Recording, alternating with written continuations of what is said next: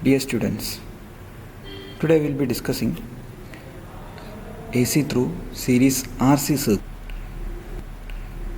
So in the previous classes we have seen how resistive and capacitive circuits behave when it is applied with a voltage source, which is AC source.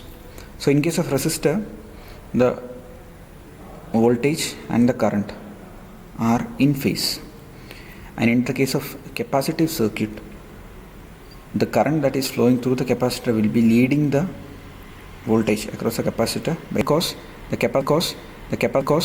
capacitor cannot instantaneously change the voltage across it, so it will be taking some time to build up the voltage.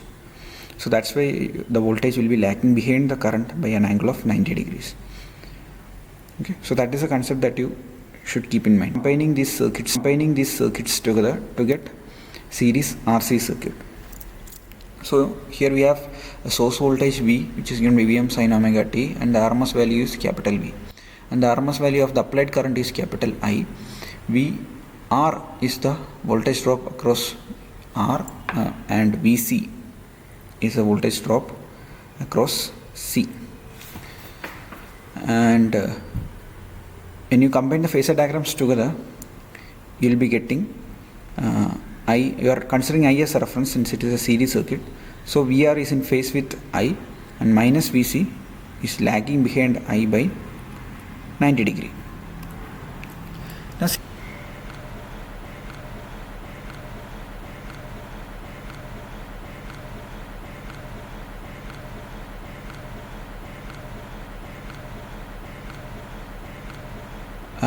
VR is in phase with I and Vc is in quadrature, and the resultant will be the voltage V, which is your applied voltage.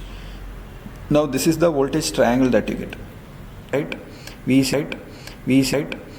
equal to VR square plus Vc squared. So you can simplify it as I into root of R square plus Xc squared, where Xc is the capacitive reactance.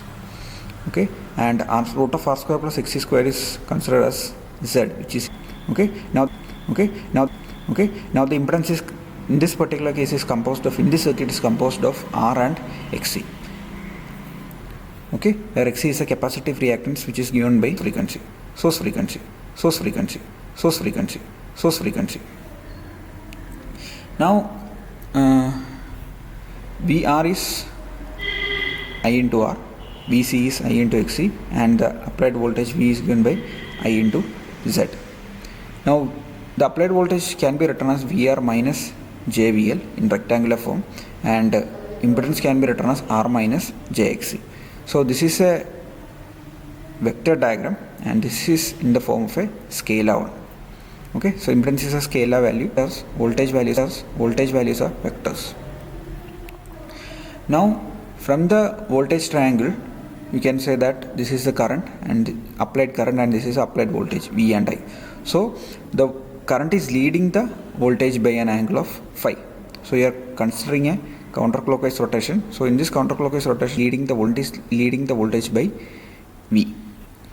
So the angle is defined as phi, which is your power factor by tan inverse, that is given by tan inverse or tan inverse or tan inverse or tan inverse or tan inverse or tan inverse Xc by R. So the current leads voltage by an angle of phi. So from this diagram you can say that if you take the voltage as a reference, V is Vm sin omega t, so I is Im sin omega t plus phi, where Im is Vm by Z. So the current is leading the voltage by an angle of phi. If you take current as a reference, the voltage will be lagging the current by an angle of phi. So in the case of calculating the power in the circuit for this series RC1, you are considering that your current is leading the voltage, and you can express this current in terms of the in phase component and the quadrature component. So you have in phase component I cos phi, which is in phase with the voltage, the applied voltage, and I sin phi, quadrature to the applied voltage. So the instantaneous power is given by V into I, which is Vm sin omega t into Im sin omega t plus phi. So Vm Im into cos phi minus cos 2 omega t plus phi. Just like your RL circuit, here you have two components, and other one and other one a variable one. So this is a constant one, so this is a variable one with double frequency. So the average power of value of this double frequency component will be 0. So the average power can be written as half Vm Im cos phi or Vm by root 2 into Im by root 2 cos phi. So these are RMS values, so that is Vi cos phi. So this is V into I cos phi, that is V into the in-phase component of current I cos phi. So where cos phi is the power factor of the circuit, which is given by R by Z, or which is very similar to the previous case. So here when you take phi equal to 0, what you will get? Your cos phi is 1, power factor is 1, or it is unity power factor, and the power is given by V into I, where your circuit is predominantly resistive in nature, or your reactive components are absent. So when your phi is equal to 90, your cos phi is 0, so your circuit is reactive in nature, resistance, you are having 0 resistance in the system, so the power transferred will be, or average power will be 0. Okay, so the value of power factor will be varying between 0 and 1. The minimum value is 0, which is given as 0 power factor, and maximum value is 1, which is given by unity power factor.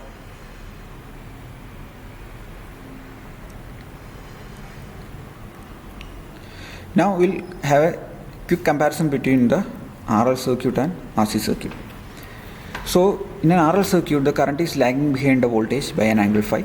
In RC circuit, the current is leading the voltage, or voltage is lagging behind by an angle phi. So in general, our power system or your system is parallel in nature, and that is all the equipments are connected in parallel. So you are considering voltage as a reference. So with respect to voltage, current is lagging, and with respect to voltage, here the current is leading in case of RC circuit. That's why we express it every time. So we'll take an example. Let this phi angle be 30 degrees. So cos phi you can calculate to be 0.866. So here also it is 30 degree and 0.866. Now how will you identify between these circuits? So once it is an RL circuit, the current will be lagging. So you have to indicate that your power factor is lagging. But in the case of RC circuit, the current is leading. So once you obtain the power factor, you have to indicate that your power factor is leading. So your lagging power factor simply indicates that simply indicates that your circuit is inductive in nature. Similarly, if your power factor is leading, that simply means that your circuit is capacitive in nature. Okay, with some resistance. So predominantly inductive circuits will be having lagging power factors, and the capacitive circuits will be having leading power factors. Though the numerical value is same, you have to differentiate it based on the nature of the power factor that follows, that is lagging or leading. So lagging power factors indicates the inductive circuits, and leading power factors indicate capacitive circuits. So that's how you differentiate between inductive circuit and capacitive circuit. Though the numerical value is same, the nature will be different. Here your current is lagging the voltage, here the current is leading the voltage, and you are considering voltage as a reference, since for a practical case you have parallel circuits everywhere. So in a parallel circuit, voltages are same. So that's how you can differentiate between RL circuit and RC circuit based on the power factor. And here this is the active component. Here power is Vi cos phi, which is given by the voltage into the in-phase component. You have another component which is voltage into the quadrature component. So this is your active component, and this is the reactive component. So we'll talk about power in a different lecture. Thank you.